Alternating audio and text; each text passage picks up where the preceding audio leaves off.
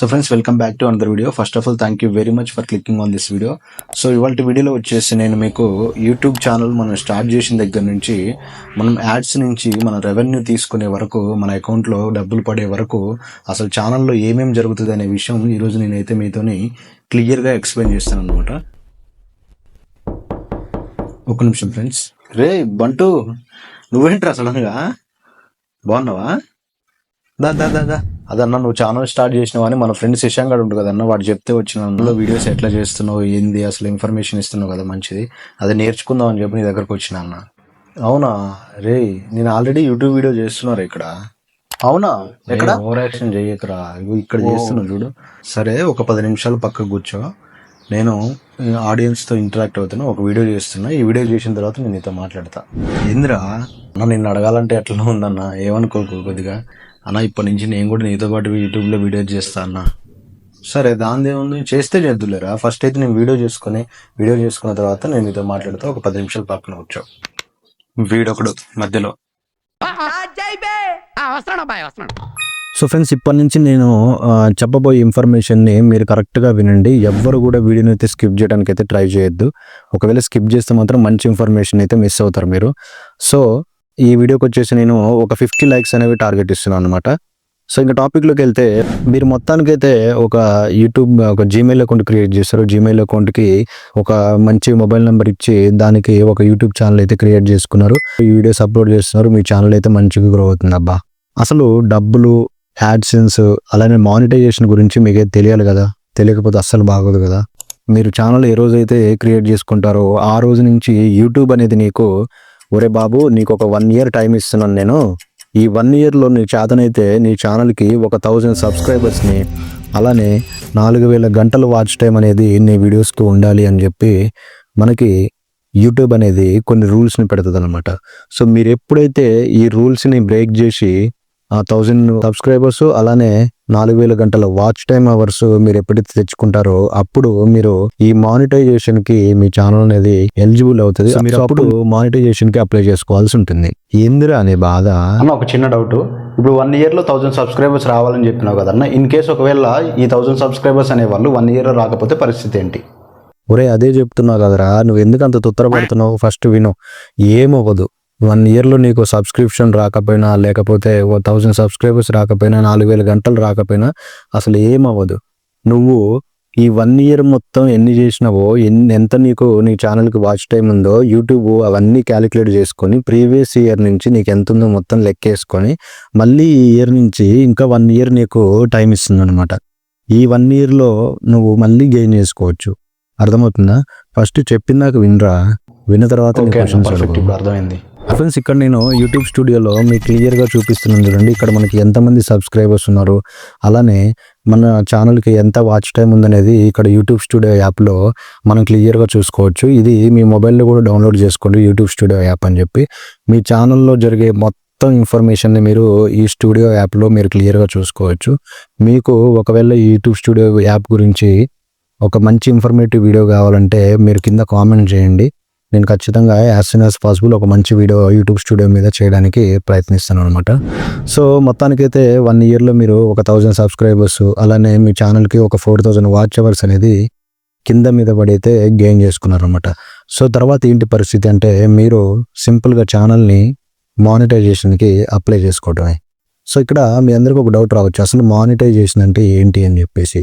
So నార్మల్గా మనకు బయట ఏంటంటే గాయస్, మనకి గవర్నమెంట్ జాబ్స్ ఎప్పుడైనా రిలీజ్ చేయాలంటే ఒక అఫీషియల్గా గవర్నమెంట్ నుంచి మనకి ఒక నోటిఫికేషన్ అనేది రిలీజ్ అవుతుంది. సో ఇన్ని పోస్టులు ఉన్నాయి, ఇంతమంది అర్హులు అని చెప్పేసి.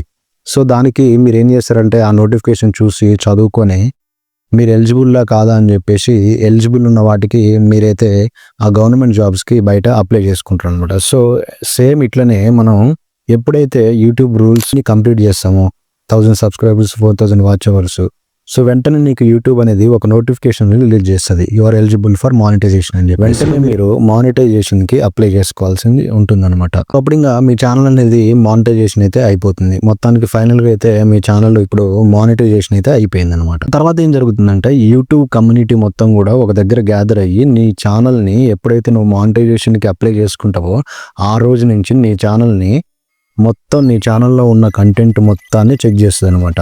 ఏమని చెక్ చేస్తుంది అంటే నువ్వేమన్నా కాపీరైట్ వీడియోస్ తీసుకుంటున్నావా, లేకపోతే ఏమన్నా వేరే వాళ్ళు ఏమన్నా కాపీ చేసి పెడుతున్నావా, అడల్ట్ కంటెంట్ మీద ఏమైనా వీడియోస్ చేస్తున్నావా, ఛానల్ని తరువుగా మొత్తం చెక్ చేస్తుంది అనమాట. చెక్ చేసి ఏం చేస్తుందంటే ఇన్ కేస్ ఒకవేళ నీ దాంట్లో కాపీరైట్ మ్యూజిక్ ఉన్నా, కాపీరైట్ స్ట్రైక్స్ ఉన్నా ఏమైనా ఉంటే వరకు నీ ఛానల్ని వెంటనే పక్కన నెట్టేసి you are not eligible for monetization అని చెప్పేస్తుంది అనమాట.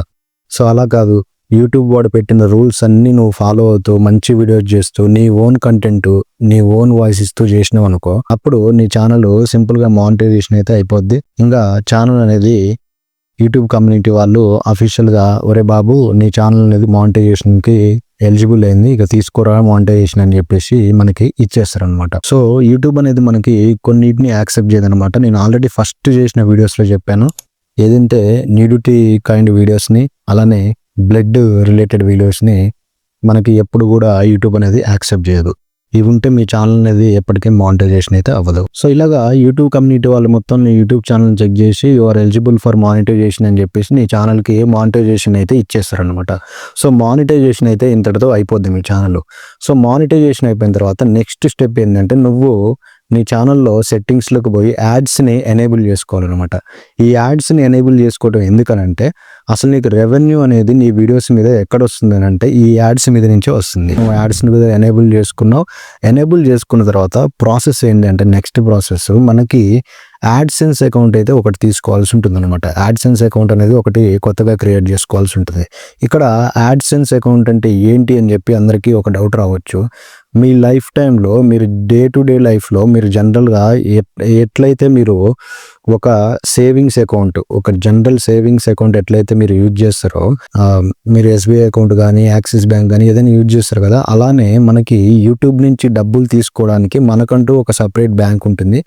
దాన్నే గూగుల్ యాడ్సెన్స్ అకౌంట్ అని చెప్పని అంటారు. సో ఇది ఏం చేస్తుందంటే మనకి యూట్యూబ్ రెవెన్యూ అనేది జనరల్గా మనకి యూఎస్ నుంచి వస్తుంది కాబట్టి ఇది మనకి డైరెక్ట్గా ఆ యూఎస్ఏ నుంచి వచ్చే డాలర్స్ని మనకి ఇండియన్ కరెన్సీలోకి ట్రాన్స్ఫర్ చేసి మనకి ఇస్తుంది అనమాట ఈ గూగుల్ యాడ్సెన్స్ అనేది. సో అందుకే మనకి యూట్యూబ్ నుంచి డబ్బులు తీసుకోవడానికి ఒక సపరేట్ అకౌంట్ కావాలి కాబట్టి మనం గూగుల్ యాడ్సెన్స్ అకౌంట్కి అప్లై చేసుకోవాల్సి ఉంటుంది అనమాట. సో మనకు అఫీషియల్గా ఒక పిన్ అయితే రిలీజ్ చేస్తారనమాట మనకి యూట్యూబ్ వాళ్ళు. ఆ పిన్ మనకి మన ఏరియాకి వచ్చిన తర్వాత ఆ పిన్ని మనం తీసుకెళ్ళి గూగుల్ యాడ్సెన్స్లో సబ్మిట్ చేస్తే ఆ యాడ్సెన్స్ అనేది అప్రూవ్ అయిపోతుంది అనమాట. అప్రూవ్ అయిన తర్వాత ఇప్పుడు నీకు నీ ఛానల్లో డబ్బులు వస్తున్నాయి. నువ్వు డబ్బులు ఏ రోజు నుంచి ఏ డేట్కి తీసుకుంటావు అనేది నేను క్లియర్గా చెప్తాను అనమాట.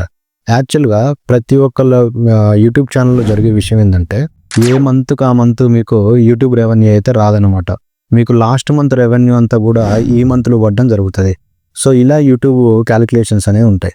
సో నీకు ఎట్లా పడతాయంటే ఇన్కమ్ కూడా ఎవ్రీ మంత్ నీకు లాస్ట్ మంత్ నీకు వచ్చిన రెవెన్యూ మొత్తం కూడా ఈ మంత్ 11th ఇప్పుడు ఫర్ సపోజ్ మార్చ్లో మీరు వీడియో చేశారనుకోండి, మార్చ్లో ఉన్న రెవెన్యూ మొత్తం కూడా ఏప్రిల్ 11th నీ గూగుల్ యాడ్సెన్స్లో డిస్ప్లే అవుతుంది అనమాట. సో గూగుల్ యాడ్సెన్స్లో డిస్ప్లే అయిన తర్వాత మీకు ఎప్పుడైతే $100 ఉంటుంది, అక్కడ మినిమం మనకి విత్డ్రా చేసుకోవాలంటే $100 అనేవి రీచ్ అవ్వాలన్నమాట. $100 ఎప్పుడైతే మీకు రీచ్ అవుతాయో ఈ 11th మీకు పడ్డ తర్వాత $100 మీకు ఎప్పుడైతే రీచ్ అవుతాయో ఆ రీచ్ అయిన తర్వాత ఈ ఏప్రిల్ మంత్లో 21st నుంచి 25th లోపు మీకు ఎప్పుడైనా మనకి డాలర్ నుంచి మన కరెన్సీ కన్వర్ట్ అయ్యి ఆ అమౌంట్ అనేవి మన అకౌంట్లోకి ట్రాన్స్ఫర్ అవుతాయి అన్నమాట. సో ఇదేనమాట మనకు హోల్ ప్రాసెస్ అంతా కూడా. సో నేను మీకు క్లియర్ ఇన్ఫర్మేషన్ ఇచ్చానని అనుకుంటున్నాను ఫ్రెండ్స్. ఈ వీడియోని నేను ఒక్కటే చెప్తున్నాను, మీ అందరికి కూడా వీడియోని అయితే లైక్ చేయండి. ఎందుకంటే నేను చాలా కష్టపడి వీడియోస్ చేస్తున్నాను. అందరూ మ్యాక్సిమం నేను యూట్యూబ్ స్టూడియోలో చూస్తాను చూడండి, 71% మనల్ని సబ్స్క్రైబ్ చేసుకోకుండా మన వీడియోస్ చూస్తున్నారు. సో ప్లీజ్ సబ్స్క్రైబ్ చేసుకొని నాకు కొంచెం సపోర్ట్గా ఉండండి. నేను ఫర్దర్గా మంచి వీడియోస్ చేయడానికి అయితే మీకు మంచి అవకాశం ఉంటుంది. నేను మొన్నటి నుంచి చెప్పాను, ఒక ఛానల్కి మనకి లోగో ఎట్లా క్రియేట్ చేసుకోవాలి, బ్యానర్ ఎట్లా క్రియేట్ చేసుకోవాలని చెప్పేసి నేను మళ్ళీ దాని గురించి మంచి వీడియో నేను చేస్తాను. So until then take care of yourself and signing off. Bye by.